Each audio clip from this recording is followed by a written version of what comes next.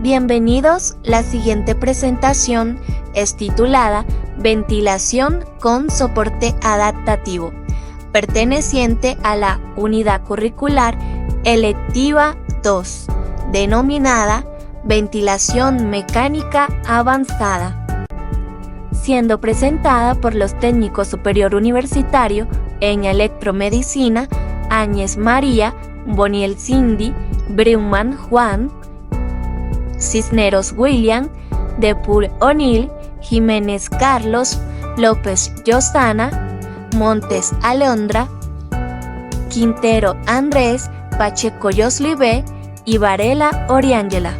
Y estaremos profundizando en el tema de modos ventiladores inteligentes, específicamente en la ventilación con soporte adaptativo con Intelligent Vent. Durante esta presentación conoceremos qué es la ventilación con soporte adaptativo con Intelligent Vent, principio de funcionamiento, parámetros del modo, ventajas e inconvenientes. Sin más preámbulos, comencemos. ¿Qué es la ventilación con soporte adaptativo con Intelligent Vent? La ventilación con soporte adaptativo es un modo de ventilación que selecciona y adapta de forma continua la frecuencia respiratoria, el volumen tidal y el tiempo inspiratorio en función de la mecánica pulmonar y el esfuerzo del paciente. También se denomina sin modo, modo integrado o 3 en 1 debido a su alta capacidad adaptativa. Es un modo de ventilación mecánica de circuito cerrado que se introdujo por primera vez en el ventilador Galileo de Hamilton Medical, lanzado en 1994. Sin embargo, la invención se atribuye al Dr. Freud Terani, quien utilizó una ecuación de Otis modificada. Ahora bien, Intelligent Vent se refiere a tecnología de ventiladores que ofrece funciones inteligentes y avanzadas para mejorar la eficiencia y el confort, por lo cual Intelligent Vent ASV se basa en el modo de ventilación asistida adaptable, que simplifica la respiración monitorizando permanentemente el estado del paciente y ajustando de forma automática los parámetros. Principio de funcionamiento del modo ASV. Circuito cerrado. Los modos ventilatorios de circuito cerrado utilizan la retroalimentación para ajustar la ventilación a las necesidades del paciente. En esencia, estos modos monitorizan variables fisiológicas como la presión, el flujo, el volumen o la saturación de oxígeno y ajustan los parámetros del ventilador como la frecuencia respiratoria, el volumen corriente o la presión de soporte para mantener un objetivo específico. Ley del mínimo esfuerzo.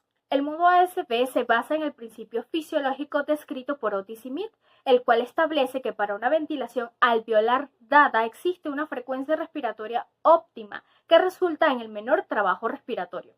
Esta ley se basa en que una frecuencia respiratoria muy baja o muy alta requiere mayor esfuerzo muscular para lograr la ventilación adecuada.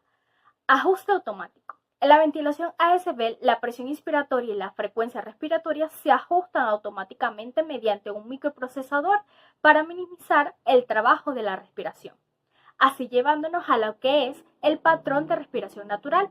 El microprocesador cambia de ventilación controlada a ventilación asistida.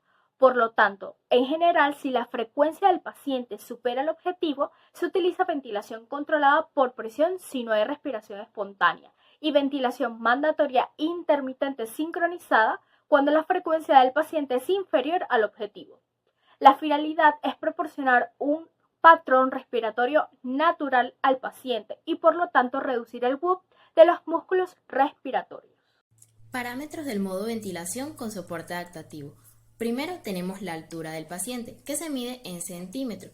Esta altura se usa para calcular el peso ideal, que es fundamental porque con ese peso se determina el volumen corriente adecuado y el espacio muerto, que es aproximadamente 2,2 mililitros por kilogramo. Luego, el género del paciente también es importante, ya que influye en el cálculo del peso ideal, debido a las diferencias fisiológicas en la estructura corporal entre hombres y mujeres. Después está el porcentaje de volumen mínimo. Este parámetro indica el volumen minuto objetivo y puede variar según las condiciones clínicas del paciente. Por ejemplo, lo normal es un 100%. En caso de que exista asma, se recomienda 90%. Y cuando hay síndrome de dificultad respiratoria aguda, se usa 120%. En otros casos, 110%. Además, si la temperatura corporal es mayor a 38,5 grados Celsius o 101,3 grados Fahrenheit, se suma un 20% y se añade un 5% extra por cada 500 metros o 1640 pies sobre el nivel del mar. A continuación tenemos el disparo o trigger, que se recomienda establecer por flujo de caudal de 2 litros por minuto, para que el ventilador pueda detectar y responder a los intentos de respiración del paciente.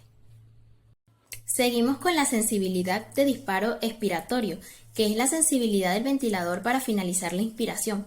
Se sugiere comenzar con un 25% y en pacientes con enfermedad pulmonar obstructiva crónica se recomienda 40%. El siguiente parámetro es la compensación de resistencia del tubo, que sirve para compensar la resistencia adicional que genera el tubo endotraqueal. Lo ideal es establecer esta compensación al 100%. Ahora, el límite de alarma de alta presión es muy importante para la seguridad del paciente. El límite inferior se recomienda en 10 centímetros de agua y el superior al menos 25 centímetros de agua de presión positiva al final de la expiración o presión positiva continua en las vías respiratorias.